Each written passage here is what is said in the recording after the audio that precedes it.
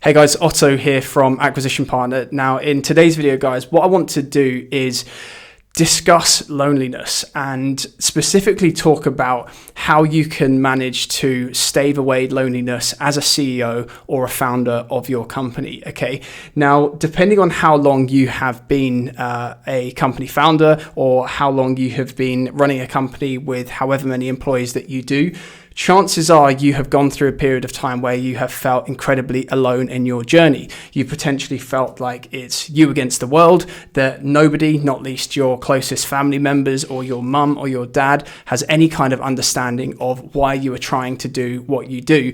And second to that, they might not even know what you do. You might have spent a lot of your time trying to talk to them about it and sharing your dreams and sharing your successes, only for it to be fallen on deaf ears and for you to, get the wind knocked out of your sails when it comes to being proud of what you've achieved and motivated going forward, okay? Now, I have experienced periods of, intense isolation and I guess, emotional discomfort during the 6 years that I've been running my agency to date, okay? And like I say, chances are if you've been running your agency for any period of time, you would have gone through what I have gone through, okay? And what I'm going to do in this video is talk about 3 key concepts that will, upon understanding them and being able to identify them and have the insight around them, you're actually going to be able to see what isolation and what feeling alone actually is, and you're going to be able to put it to one side in order to focus solely on your goals and scaling your business, okay? So first things first, what I had to do was actually look up the definition of loneliness, because it's one of those things, it's a bit like gravity. We all know what gravity is, but if I was to ask you to give me a verbatim definition of what gravity is, you would probably struggle just like I would, okay? So I looked up, just before doing this video, what loneliness actually means, and here's what the dictionary says, okay? So loneliness is an unpleasant emotional response to perceived isolation, okay? It's not an unpleasant emotional response to isolation, it's to perceived isolation, okay?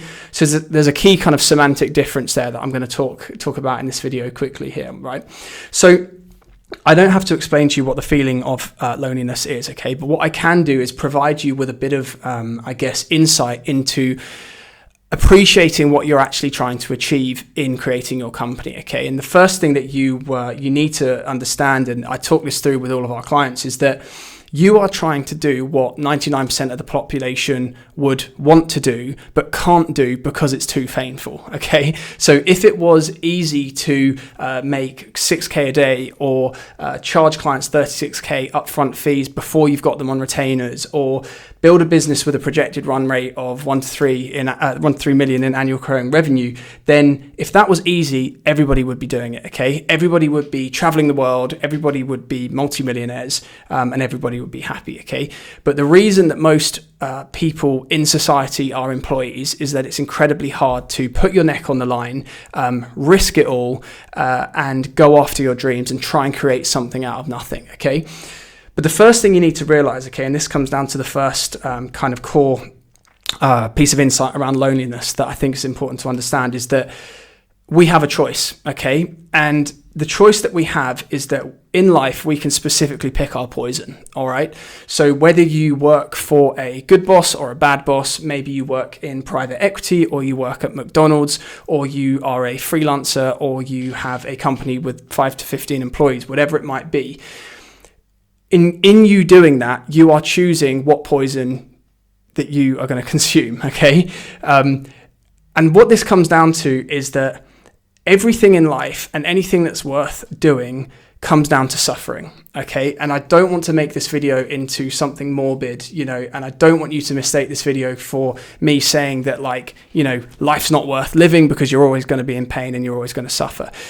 That's not the case, okay? Life is brilliant, life is abundant, and, it's in my opinion that running a business is one of the, greatest explorations of self-development that you'll ever go on, okay? So what I'm trying to say with this point here is that starting your business, scaling your business, being in day one with your business, being in, the 10th year, you're going to experience pain, okay? And when money's coming in and profit margins are great, you're going to run into hurdles with staff turnover and churn, and then you're going to get fires to put out in terms of your clients wanting to leave you, and then great clients joining you, but then the next day not paying you. There's going to be 100 different turns left and right that are going to lead you down paths where you're going to have to struggle, okay, in order to get through it.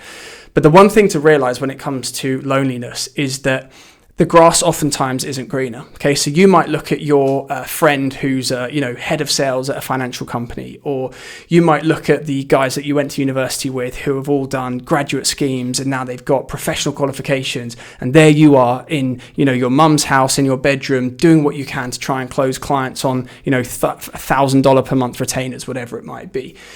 But at the end of the day, what you need to realize is that regardless of what those guys are kind of putting out on social media or trying to portray or, telling you verbally, there's also poison that they're going to be forcing themselves to drink every single day. Okay. So when I look at running my business, I think, in times where I've really struggled, in times of periods where there's not been projected cash flow and things haven't been consistent, fortunately, a good number of years back now, those are the times where I would perhaps look at my friends who are in full-time employed roles and think, isn't that incredible? They just get predictable monthly recurring revenue. They don't have to worry about, mouths to feed and putting sort of results on the board. They just take their paycheck and they don't have to stress, okay? But I promise you, if you spend a day in their shoes, if you have to put on a suit, if you have to wear those shoes that are uncomfortable and turn up to the office on time, because if you don't, you'll lose your job, or if you have to appease your co-workers and try and climb the corporate ladder and be political, as opposed to just focusing on what you're good at and doing what you love, then you're going to struggle in that situation too. Okay, so what it comes down to is that, bottom line, running a business is hard, but any day of the week, I would take the struggles and the strife and the emotional discomfort of running a business over being an employee any day, okay? The second point here, which I found helpful and that's enabled me to stave off loneliness as a CEO, is in lowering my expectations, okay? Now, this might seem slightly contrarian, but it's a thing that I picked up from the CEO of NVIDIA. And I forget what his name is now, but this chap was talking about how one of the ways that he's been able to build incredible resilience as a entrepreneur and as a CEO is through having incredibly low expectations at the same time as having high standards, okay? And there's a nuanced difference between the two, okay? So there's a difference between expectations to standards, all right? So he's an individual that has very high standards for himself, okay?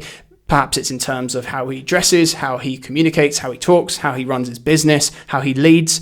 His standards are high, okay? So what he's not saying is that I just, have low standards, low expectations, and I don't care, okay? He's saying that he has high standards, all right? And that's for himself and himself only.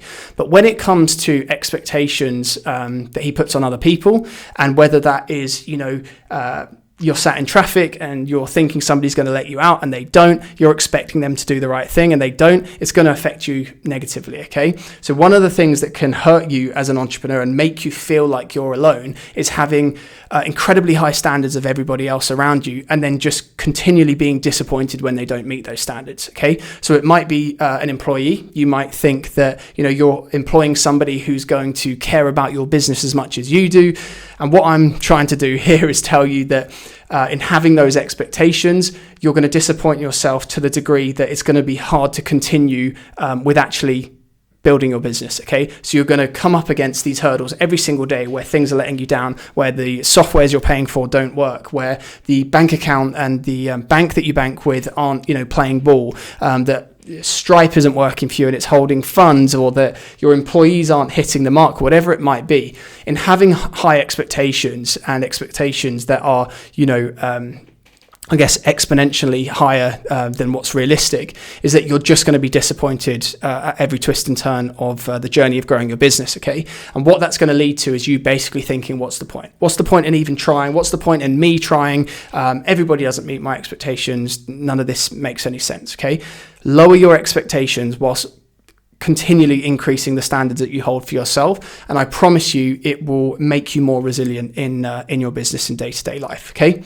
Now, the third one here, the third point that I found useful in staving off loneliness, okay, is all about this one kind of paradox of life, okay? And I'm going to frame that paradox in the context of running a business, okay? And what the paradox is that basically everything is nothing and nothing is everything, okay? And I don't want that to sound too woo-woo and top level, but when you've been in the trenches, when you have been in the arena and run your business for, a certain period of time, you will realize that on the one hand, everything matters so incredibly much, okay? It matters whether a client pays you late or on time. It matters so much whether your employees respect you and whether they do what you say. And it matters incredibly, whether you're successful and whether you earn more money than the next guy or you're doing better than your competitor. It just means everything, okay? And as an entrepreneur, if you don't have that level of obsession, I think, in my opinion, it's going to be hard for you to achieve anything of merit, okay? But with that level of obsession comes it forces you into a mindset that you really have to look after and nurture, okay? You cannot live and exist with your foot on the gas, pedal to the metal like that indefinitely, okay, without letting up, all right? And the specific thing that I want to talk about with this paradox comes down to the fact that although everything seems like it matters, when you zoom out from the context of your business and you step out from being CEO and a founder and take that hat off for a moment and you look at the wider world as a whole and what's going on in the world, and perhaps you're in a first world country and it would be helpful to look at just what your life might be like in a third world country, you'll realize very quickly that actually none of this shit matters, okay? And in reality, when it comes to the things to place importance on and the things that really matter in your life, all it really comes down to is, family and whether you have meaningful occupation, okay? And oftentimes people will say health, okay? But arguably, you don't need your health to live a meaningful life and to have meaningful occupation, okay? There's people that have terminal illnesses. There's people that lose their legs in battle and in terrible accidents. And you might say, from a physiological point of view, that those individuals aren't the healthiest individuals. They've lost their health, but they can be incredibly happy and more fulfilled than, the average person who lives to 100 or whatever, So in understanding and having insight around this paradox, step out of your day-to-day operations and realize that in picking your poison and actually choosing to do what you're choosing, you can turn it off in any one moment, okay? I could shut down this YouTube channel. I could tell all the clients that I have on the roster right now that I'm not going to work with you anymore. I could get rid of my four employees, and I could just put an end to anything, to it all, to everything. And I could wake up tomorrow and it's almost like it was a distant dream, okay? I continue to be here in the physical world, everything that's out in the digital space in terms of all the ones and zeros that I've been fortunate enough to earn with the business, all of those conversations.